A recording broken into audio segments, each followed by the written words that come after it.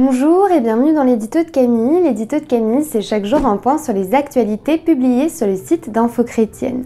Aujourd'hui, mardi 20 avril, nous allons parler de ce moteur qu'est la foi. Nous allons nous intéresser à Esther Ford, doyenne des Américains qui vient de décéder. Nous nous tournerons ensuite vers le Brésil, où les évêques dénoncent les inégalités sociales mises en lumière par la pandémie, avant d'évoquer l'incendie volontaire d'une paroisse au Chili. Pour finir avec la persécution dont sont victimes les chrétiens coptes en Égypte. La femme la plus âgée des États-Unis, Esther Ford, est décédée le week-end dernier, à l'âge de 115 ou 116 ans selon les rapports de recensement. Cette Afro-américaine, née sous la présidence de Theodore Roosevelt, a vu défiler plus d'un siècle d'histoire. Lorsqu'on lui demandait quel était le secret de sa longévité, la doyenne des Américains parlait du Seigneur.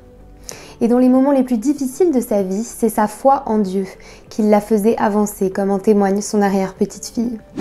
La foi est également un moteur pour les évêques brésiliens.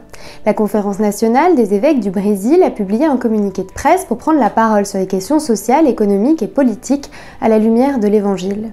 Le texte dénonce à la fois les inégalités sociales qui subsistent dans le pays, ainsi que la gestion de la pandémie par le gouvernement, et appelle à la prudence, à l'unité et à la solidarité.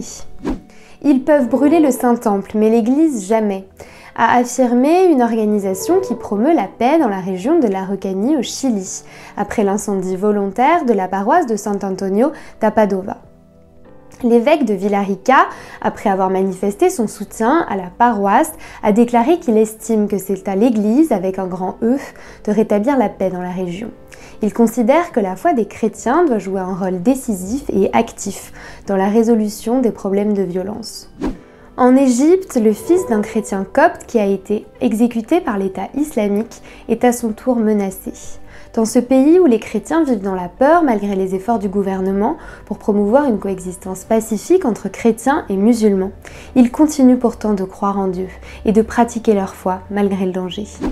La foi peut être un moteur dans nos moments difficiles.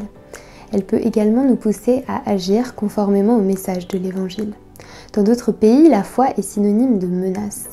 Alors n'hésitons pas à prier pour nos frères et sœurs victimes de persécution, dont le seul crime est finalement d'avoir eu la foi chrétienne comme moteur. Ce sera tout pour aujourd'hui. Si cette vidéo vous a plu, n'hésitez pas à la liker, à la partager ou à nous le dire en commentaire. Je vous souhaite une très bonne soirée, soyez bénis.